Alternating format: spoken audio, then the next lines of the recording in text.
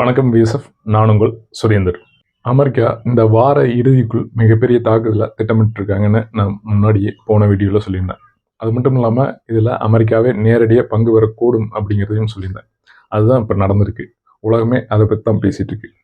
அப்படி என்ன மாதிரியான தாக்குதலை அமெரிக்கா செய்தது, அதன் விளைவுகள் என்னென்ன, இதுக்கு திருப்பி ஈரான் மற்றும் மற்ற நாடுகள் எப்படி பதிலடி தர போகிறாங்க, இதை பற்றி தான் நம்ம இந்த வீடியோவில் பார்க்க போகிறோம். வாங்க பார்க்கலாம். அமெரிக்காவின் B2 ரக விமானங்கள் நேற்று முன்தினமே தயாராகி கொண்டிருந்ததை நிறைய வீடியோக்களில் பார்க்க முடிஞ்சுது.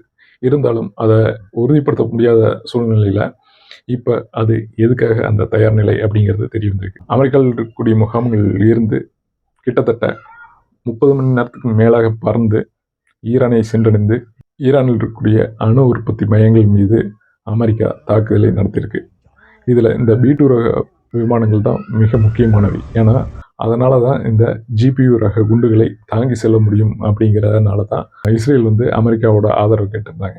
அது மட்டும் இல்லாமல் இந்த GPU ரக குண்டுகளை வீசணும் அப்படின்னா அது அமெரிக்கா கிட்ட தான் இருக்குது. B2 பாம்பர் தான் இதை கொண்டு போக முடியும். அப்படிங்கும்போது இதில் அமெரிக்காவே நேரடியாக தலையிட்டால் மட்டும்தான் முடியும் அப்படிங்கிற பேச்சு ஓடிட்டுருக்க அதே வேளையில் அமெரிக்கா இதை செய்து முடித்துக்கிறாங்க.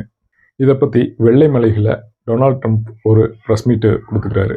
அதில் அவர் என்ன குறிப்பிட்டிருக்கார் அப்படிங்கிறத பார்க்கலாம். Thank you very much. A short time ago, the U.S. military carried out massive precision strikes on the 3 key nuclear facilities in the Iranian regime: Fordo, Natanz, and Esfahan. I want to thank and congratulate Prime Minister Bibi Netanyahu. We worked as a team like perhaps no team has ever worked before. I congratulate the great American patriots who flew those magnificent machines. It's military on an operation the likes of which the world has not seen in many, many decades. ஈரானில் இருக்கக்கூடிய முக்கிய அணு உற்பத்தி நிலையங்கள் அனைத்துமே முற்றிலுமாக துடைத்தெறியப்பட்டு விட்டது அப்படிங்கிற செய்தி தான் டொனால்ட் ட்ரம்ப் கொடுத்துட்டாரு. அது மட்டும் இல்லாமல் இது மாதிரி உலகத்தில் வேறு எந்த மிலிட்ரியாலும் செய்ய முடிந்ததில்லை.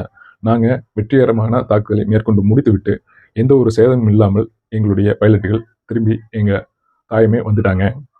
எங்களுடைய இராணுவ போர் வீரர்கள் மிகவும் சக்தி வாய்ந்தவர்கள். இந்த தாக்குதலில் அணு உற்பத்தி நிலையங்கள் முற்றாக சேதமடைந்து விட்டன.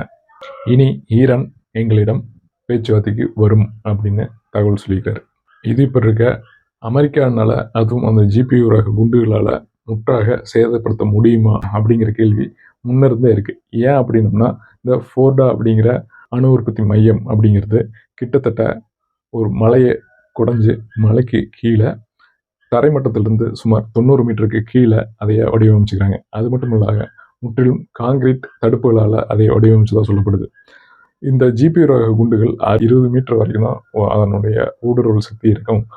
சுமார் 60 அடி வரைக்கும் தான் ஒரு GPU ரக குண்டுனால துளைத்து அதை வெடிக்க செய்ய முடியும். அப்போ அந்த 60 மீட்டர் வரைக்கும் போகணும் அப்படின்னா அதுக்கு நிறைய GPU ரக குண்டுகள் ஒன்றின் மேல் ஒன்று பயன்பட வேண்டும்.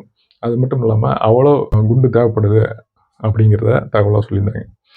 ஆனால் அமெரிக்கா தரப்புலேருந்து என்ன சொல்லியிருக்காங்கன்னா, இந்த ஃபோர்டா அப்படிங்கிற அணு உற்பத்தி மையத்துக்கு மட்டும் சுமார் 20 GPU ரக குண்டுகளை நாங்கள் பயன்படுத்திக்கிறோம் அப்படின்னு சொல்லியிருக்காங்க. 6 B2 பாம்பரை யூஸ் பண்ணி இந்த தாக்குதலை செய்து முடித்துக்கிறோம் அப்படின்னு சொல்லியிருக்காங்க. ஆனால் ஈரான் தரப்புலேருந்து என்ன சொல்லியிருக்காங்கன்னா, அணு உற்பத்தி மையத்துக்கு பெரிய அளவிலான சேதத்தை அமெரிக்காவின் இந்த தாக்குதலால் கொடுக்க முடியல. அமெரிக்கா என்ன செய்ததோ அதை விட பன்மடங்கு அவர்கள் திரும்ப பெறுவார்கள். பேரழிவை அமெரிக்கா சந்திக்கக்கூடும் அப்படிங்கிற தகவலை ஒரு எச்சரிக்கையாக சொல்லிக்கிறாங்க. அப்போ அடுத்து ஈரான் அமெரிக்காவின் நிலைகள் மேலே கண்டிப்பாக தாக்குதல் நடத்தக்கூடும். அதே வேளையில் மற்ற நாடுகள் இதற்கு என்ன அளவுக்கு எதிர்ப்பை காட்டிக்கிறாங்கிற விவரங்கள் இன்னும் வெளிவரவில்லை. ஏமன் மட்டும் உடனடியாக ரியாக்ட் பண்ணிக்கிறாங்க. قال تعالى وقاتلوا المشركين كافة كما يقاتلونكم كافة واعلموا أن الله مع المتقين صدق الله العظيم. நாங்கள் அமெரிக்க கப்பல்களை செங்கடலில் தாக்கி அளிப்போம், போர்க்கப்பல்களையும் சேர்த்து நாங்கள் தாக்கி அளிப்போம். நீங்கள் தொடங்கிட்டீங்க, நாங்கள் முடிச்சு வைக்க போகிறோம் அப்படிங்கிறத சொல்லிக்கிறாங்க.